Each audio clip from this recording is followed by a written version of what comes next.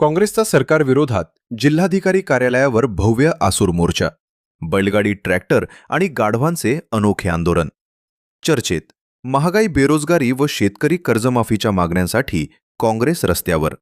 हर्षवर्धन सपकाळ यांच्या नेतृत्वात घोषणाबाजी. आपण पाहत आहात विदर्भ सत्यजित लाईव्ह न्यूज. आमचे मुख्य संपादक उद्धव फंगाळ माऊली यांनी दिलेल्या माहितीनुसार इंधन दरवाढ, वाढती महागाई, बेरोजगारी, शेतकरी कर्जमाफीसह विविध जनहिताच्या मागण्यांसाठी काँग्रेस पक्षाच्या वतीनं आज बुलढाण्यात जिल्हाधिकारी कार्यालयावर भव्य आसूर मोर्चा काढण्यात आला. या मोर्चाचे नेतृत्व काँग्रेसचे प्रदेशाध्यक्ष हर्षवर्धन सपकाळ यांनी केले. मोर्चामध्ये हजारो कार्यकर्ते, शेतकरी सामील झाले होते. यावेळी राज्य व केंद्र सरकारच्या धोरणांविरोधात जोरदार घोषणाबाजी करण्यात आली.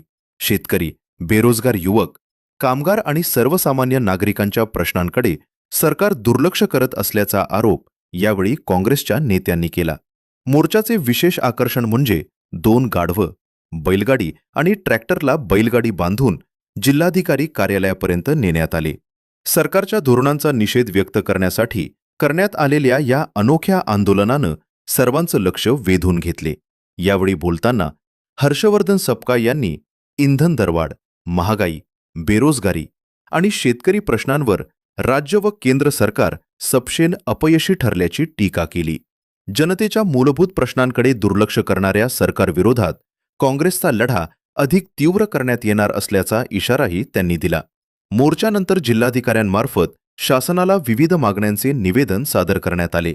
आमचे सहकारी श्री बालाजी अर्बनचे अध्यक्ष योगेश सौभागे, हॉटेल पाटलाचा वाडाचे मालक गजानन गारोळे पाटील व टावर आंदोलन सम्राट गजानन बोरकर. विदर्भ सत्यजित लाईव्ह न्यूजची बातमी आवडल्यास यूट्यूब, फेसबुक व इंस्टाग्रामला लाईक करा, शेअर करा, सबस्क्राईब करा. विदर्भ सत्यजित लाईव्ह न्यूज सदैव आपल्या सेवेत. धन्यवाद.